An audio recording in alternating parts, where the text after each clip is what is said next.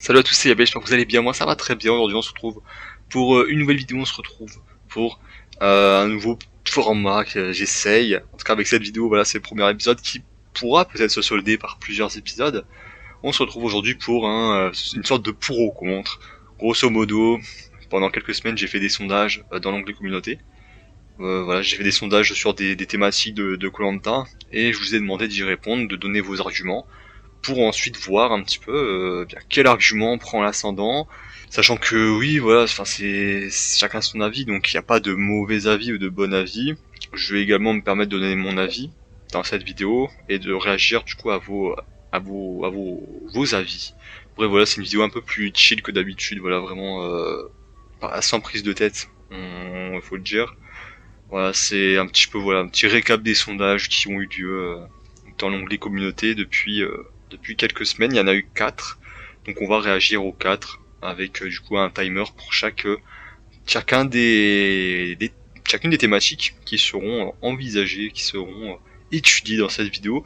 Juste avant, je voulais me faire une petite pub pour ma chaîne secondaire, hein, voilà, la chaîne Ponderosa, donc du coup mon podcast où il y a eu un nouvel épisode qui est sorti, donc j'en profite pour faire ma pub.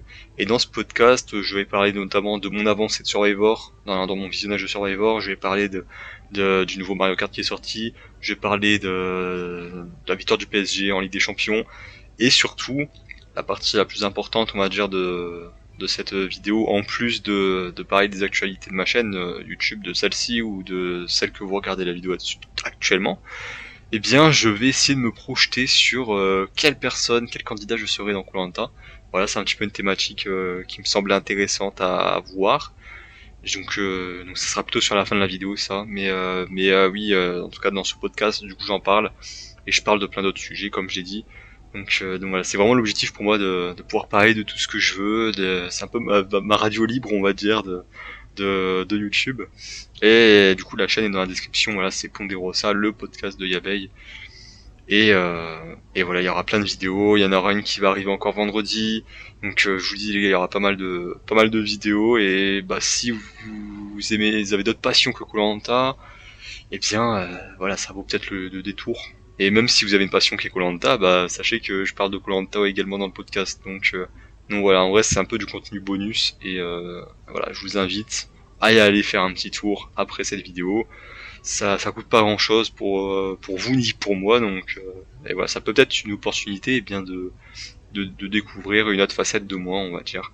Il y aura une vidéo par mois de podcast, donc un podcast par mois à peu près en début de mois à chaque fois, donc voilà, je vous invite à y aller. Et la partie étant terminée, on va commencer du coup avec le premier sondage. Donc j'ai commencé un petit peu comme ça, sans prise de tête, avec un sujet en vrai qui était assez clivant à l'époque, c'est concernant les votes de pénalité. Alors c'est vrai que les votes de pénalité, c'était quelque chose dont je m'étais plaint, notamment pour l'élimination de Johanna, hein, Johanna elle a vraiment été éliminée à cause de ce vote, c'est-à-dire que si Claire avait terminé dernière à cette épreuve-là, eh bien Claire était éliminée et n'aurait pas été aussi loin. Donc voilà, c'était vraiment un sujet pour le coup où j'avais vraiment envie d'avoir votre avis par rapport à ça. Et du coup, je vais demander quel est votre avis sur les votes de pénalité distribués lors d'épreuves d'immunité aux moins performants. Donc si on regarde les sondages, en vrai, ceux qui sont totalement pour et ceux qui sont totalement contre, c'est à peu près kiff-kiff, c'est à peu près pareil. Et après, entre deux, il y a quand même des gens qui se disent, bah pourquoi pas, voilà, c'est pas un avis ultra tranché, qui est totalement pour, mais bah en vrai, c'est pas si dérangeant que ça. Il y a des gens, en vrai, ça dérange pas tant que ça. Et il y a des gens qui disent que ça devrait apparaître à de rares occasions, et cette partie-là est quasiment majoritaire avec 47% des votants. Donc voilà, je vais pas forcément lire tous les avis, mais grosso modo, par exemple, il y a The Flash Gun qui dit pour moi c'est bien qu'il y a un nombre, c'est bien lorsqu'il y a un nombre impair de candidats, comme dans le dernier épisode. Sans ça, on aurait pu avoir 6 votes contre 6, et donc revote 6 votes contre 5. Donc le vote noir ne sert à rien. Donc quand il y a un nombre pair de candidats, le vote noir sert déjà pour départager. En effet, dans cette éventualité-là, bon, j'avoue, j'ai un peu mal lu le commentaire parce que voilà, je suis une personne qui, malgré mes années, ne sait toujours pas lire, mais en tout cas, oui. Donc lui, il est plutôt quand il y a un nombre impair, étant donné qu'il y a déjà un vote noir. ça permet d'avoir un nombre impair de votes, et en vrai ça se suit dans cette logique-là. Il nous dit que c'est lorsqu'il y a un nombre impair de candidats qu'il faut mettre en place, parce qu'il y a déjà le vote noir. Donc du coup il faut compenser le vote noir en ajoutant un autre vote, et à la rigueur du coup dans cette situation je me dirais mais est-ce que du coup c'est pas le vote noir qu'il faut supprimer plutôt que d'ajouter un vote de pénalité sur une épreuve, parce que malheureusement je trouve que le fait qu'une épreuve peut avoir une telle influence sur le jeu, moi ça me dérange un petit peu. Déjà les épreuves éliminatoires, moi ça me dérange. Ça me dérange, enfin c'est un peu moins hard, hein, il y a une plus grande possibilité de s'en sortir. Mais quand même je suis pas fan, je reste pas fan honnêtement. Après il y a des gens qui sont vraiment pour, notamment Naili95, qui dit vraiment une bonne chose, car ça permet d'ajouter quelque chose d'assez important au niveau stratégie.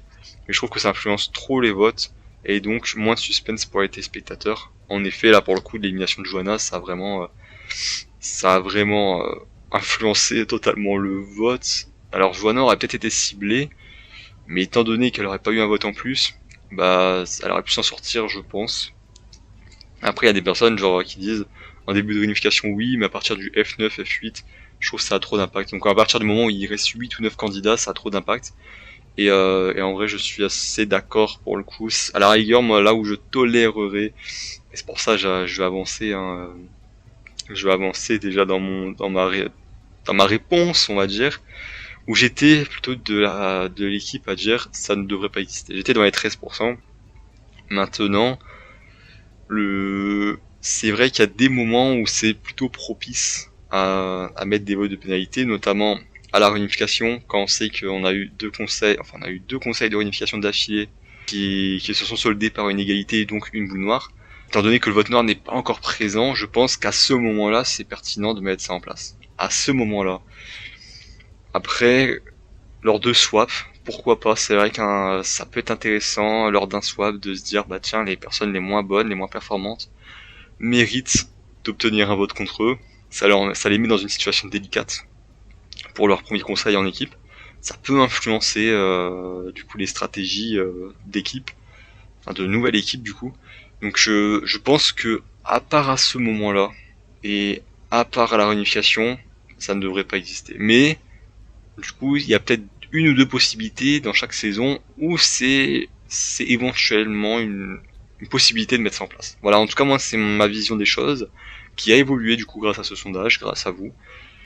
Notamment voilà du coup Zaku, j'ai pas lu son commentaire parce qu'il nous dit que la prod doit les placer à des moments où le jeu est bloqué pour le débloquer. Notamment je trouve à la réunification qui pour moi est un moment où bah, ça fait 2 saisons, on a eu le jeu qui était totalement bloqué avec une alliance on va dire plutôt jaune, une alliance plutôt rouge qui se font face, ce qui mène un vote, enfin ce qui mène à un tirage au sort d'une boule noire. Donc voilà, je pense qu'à ce moment-là c'est pas mal. Après le faire à des moments où le jeu est bloqué, je trouve que justement ça influence trop le jeu. C'est-à-dire que si tu vois que les stratégies sont à peu près bloquées, bah c'est un peu injuste de mettre un vote noir à ce moment-là, justement du coup ça a causé l'élimination de Johanna. Donc ouais, personnellement je serais plutôt pour l'avoir, comme du coup Zaku le dit, en avoir un ou deux max par saison. C'est voilà. Et je n'en veux pas à chaque conseil. C'est vrai que des fois ils aiment bien en mettre à chaque conseil, ou enfin voilà, ils mettent ça un peu de manière assez hasardeuse. En plus de certaines saisons on en a presque pas, des saisons on en a presque tout le temps. Je trouve ça vraiment chiant personnellement. Donc oui, un ou deux max par saison je tolère. Mais après c'est trop. Voilà, pour moi c'est trop en tout cas. Donc voilà pour le premier sondage. Le deuxième sondage, c'est concernant le remplacement des candidats suite à une évacuation médicale. Par exemple, Mehdi qui a remplacé Alan à l'épisode 3. Quel est votre avis sur le remplacement des candidats blessés par d'autres candidats qui ont été éliminés par le dernier éliminé du jeu? Donc là par contre on a 50% qui sont totalement pour les remplacements. Il y a 13% qui disent que ça ne devrait pas exister, comme dans Survivor, et 37% qui me disent je suis pour, mais jusqu'à la réunification. Eh bien, personnellement, je suis dans la deuxième catégorie. Alors, je suis plus proche ça ne devrait pas exister à totalement pour, mais personnellement, jusqu'à la réunification, je trouve que ça influence pas tant que ça la stratégie, étant donné qu'il n'y a pas de stratégie avant réunification, en tout cas presque pas. Donc pour moi, ça influence pas tant que ça. Et c'est vrai que ça permet de faire revenir des candidats suite à, par exemple, des abandons médicaux. C'est un peu triste, hein, mais en fait, le problème, c'est qu'un abandon médical, si on le remplace pas, ça influence sur l'équipe et ça peut totalement renverser la situation de l'équipe. Et ouais, le collectif malheureusement qui peut se faire détruire un peu de manière assez injuste. Alors qu'à la réunification, comme c'est maintenant totalement individuel, bah si tu subis une évacuation médicale, personnellement je suis pas pour que ça soit remplacé. Par exemple, selon moi, Frédéric qui se blesse dans cette saison ne devrait pas amener à un retour de Maxime, même de Adrien. En vrai, personnellement, je suis assez contre parce que ça a totalement joué en la défaveur de l'alliance Est-Ouest et notamment de Louise qui s'est pris une énorme balle perdue alors que selon moi elle aurait dû atteindre les binômes assez aisément, mais malheureusement ça a trop influencé. Donc concernant votre avis, donc il y en a qui sont pour parce que les retours ont amené des situations assez incroyables, notamment Kader en Palao, Martin Rajampat, Maxime cette année. En fait ça apporte un plus à la saison plutôt que l'inverse. En effet c'est vrai que les exemples que tu cites ça a permis quand même ça a été intéressant pour le jeu, on va pas se mentir. Maintenant, c'est vrai que dans chaque situation, je trouve que c'est assez injuste. Enfin, notamment du coup là, Louise qui se fait éliminer, qui se prend une balle perdue alors que elle aurait dû s'en sortir. Dans Palao, j'adore l'Alliance Rouge. Hein. Franchement, c'est mon alliance préférée de tout Koh-Lanta. Mais factuellement, si Kader il revient pas, les jeunes prennent l'ascendant et tout ce qui est Rodolphe, Fabienne, Pascal, même Freddy, Louis Laurent, bah, ils ont subi les conséquences de. Enfin, Fabienne pas tant que ça, du coup, vu qu'elle a quand même atteint la finale, mais ils ont subi les conséquences d'un retour et je trouve que ça influence trop le jeu alors que bah, voilà malheureusement c'est juste la vie, il y a une évacuation médicale, voilà ça arrive et surtout moi ce qui me dérange avec les évacuations médicales après réunification, je parle pas avant mais après réunification et notamment dans cette saison là, Maxime revient quelques heures après épreuve éliminatoire. Ça c'est un truc qui me saoule un petit peu, on va pas se mentir, que selon moi c'est mon idée. Voilà, si la production veut continuer à faire 2 épreuves éliminatoires par saison, après réunification je parle, s'ils veulent continuer dans cette optique-là, bah je propose un truc, c'est que s'il y a un abandon médical, vous enlevez une épreuve éliminatoire. S'il y a 2 abandons médicaux, vous enlevez les 2 épreuves éliminatoires. Voilà, c'est en tout cas moi la vision que j'ai. Pour moi ça ne devrait pas être remplacé, parce que à partir de la réunification, normalement le jeu est assez bien ficelé pour que ça ait pas trop de conséquences. Je sais notamment que, alors avant réunification, on avait eu par exemple l'abandon volontaire de Benjamin dans Feu Sacré, et encore là c'est un abandon volontaire, hein, c'est pas médical, mais il a été remplacé. Pourquoi? Ils avaient pas anticipé pour la suite l'abandon volontaire. Donc du coup ils l'ont remplacé pour ça, parce qu'il y avait 20 candidats, et que s'il n'était pas remplacé, eh bien ça aurait fait un épisode en moins, et qui dit un épisode en moins dit moins d'argent se faire. Donc voilà, pour cette situation-là, ils l'ont remplacé. Mais pour moi, à partir de la réunification, ça sert à rien de remplacer.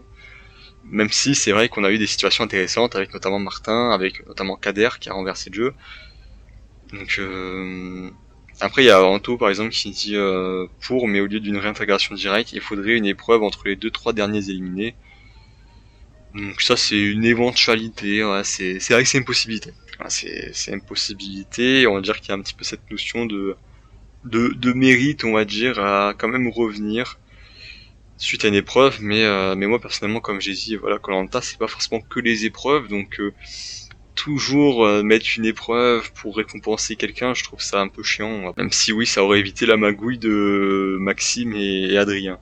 Après voilà, ici BTYB, je sais pas le nom comment il se dit, mais donc concernant les abandons volontaires, ouais, ça paraît assez injuste, oui. Et ouais, enfin c'est bien pour donner une seconde chance aux gens qui veulent se venger, notamment Martin, notamment Maxime. Mais oui, du coup, ça a influencé vraiment fortement le jeu, je trouve, et c'est un petit peu dommage. Voilà, je trouve ça un petit peu dommage le fait que ça influence trop le jeu. Après, il n'y a pas de bonne ou de mauvaise réponse. Personnellement, moi j'ai mon avis, mais mon avis a des limites également, donc voilà, c'est un peu dur à dire. Donc ensuite, le prochain débat, c'est pour ou contre la mise en place d'une épreuve supplémentaire qui serve à départager les gagnants féminins et masculins du parcours du combattant. En gros, c'est est-ce que vous êtes pour le fait que le meilleur homme et la meilleure femme du combattant s'affrontent sur une autre épreuve qui détermine réellement le gagnant, ou est-ce que vous préféreriez que la meilleure femme et le meilleur homme soit récompensé, que ça soit par le confort ou que ça soit par l'immunité. On a eu par exemple le confort cette année avec Louise et Jérôme le Catalan qui ont eu la récompense du confort, mais même pour les immunités, personnellement, voilà, je vais directement donner mon avis. Personnellement, je suis assez contre. J'aimerais bien qu'à partir de maintenant, le parcours du combattant, que la meilleure femme et le meilleur homme soient tous les deux immunisés. En fait, historiquement, le parcours du combattant il est mis en place assez rapidement à la réunification, depuis le début. Et à l'époque, c'était une réunification où il y avait 9 ou 10 candidats, ce qui fait qu'il y avait genre 5 hommes, 4 femmes, ou l'inverse, ou même des fois 3 femmes. Il y a eu des parcours du combattant avec 3 femmes ou 3 hommes. Je crois notamment que c'est dans Bocas del Toro où il y a eu 3 hommes, je crois, sur le parcours du combattant. Donc en effet, le fait qu'une personne sur 3 puisse obtenir automatiquement une épreuve d'immunité ou une récompense, je trouve que c'est assez injuste. Par contre, à l'heure actuelle, les réunifications se font à 12 ou 13 candidats, voire même 14, je crois que cette année c'était 14. Donc si tu mets un parcours du combattant sur 14 candidats, sachant qu'il y a à peu près 6-8 hommes-femmes, eh bien une chance sur 6 de remporter une épreuve d'immunité, je trouve pas ça déconnant. Surtout la réunification quand il y a 14 candidats, le fait qu'il y a 14 candidats, il y a 2 personnes immunisées, bah je trouve pas ça déconnant. Donc personnellement je suis contre. Après concernant vos avis, donc là on a par exemple Someone Random qui nous dit ça dépend, donc pour l'immunité il faut départager, si c'est confort, les deux doivent être récompensés. Un peu ce qui s'est passé dans cette saison du coup où les deux, pour l'épreuve de confort, les deux ont été récompensés. Après Anto il nous dit exactement à peu près la même chose. Hein. Donc là on a Lionel Bafta qui dit contre, on a Aurélie 2010, Catherine 2012 qui auraient pu être récompensées par exemple, et un autre exemple que j'ai, c'est Léa de la saison Chasseur d'immunité, qui remporte le combattant féminin, qui ne gagne pas l'épreuve, qui n'a strictement rien à voir avec le parcours du combattant, elle ne gagne pas l'épreuve, et elle se fait éliminer juste après. Personnellement je trouve ça totalement injuste. Selon moi, voilà, comme dirait Henri, double totem, ça rend l'épreuve vraiment unique. Et oui, personnellement, je suis pour parce que c'est un peu injuste que par une épreuve qui n'a rien à voir avec le combattant, tu te fais éliminer. Voilà, je trouve que c'est injuste. Voilà, je trouve que c'est injuste. Surtout que maintenant, il y a un nombre assez important de candidats qui arrivent à la réunification, beaucoup plus qu'avant. Donc les règles doivent évoluer dans cette situation. En tout cas, ça c'est mon avis. Mais je comprends également que vous préférez avoir une épreuve qui va départager le combattant, mais honnêtement c'est assez kiff hein, parce que oui là il y en a deux, il y a je suis pour, et il faut que ça soit une épreuve totalement différente qui départage, et je suis pour mais je départage sur le combattant, voilà ça fait à peu près 50% et 50% contre. Personnellement je suis dans les 50% contre, même si je peux toter, voilà c'est pas non plus le sondage où je suis le plus scandalisé, hein, voilà on va pas se mentir, c'est pas voilà, je suis pas drastiquement contre, hein, c'est-à-dire que si il continue à mettre une épreuve pour départager, ça me dérange pas tant que ça, même si personnellement, je serais d'avis à avoir une double immunité.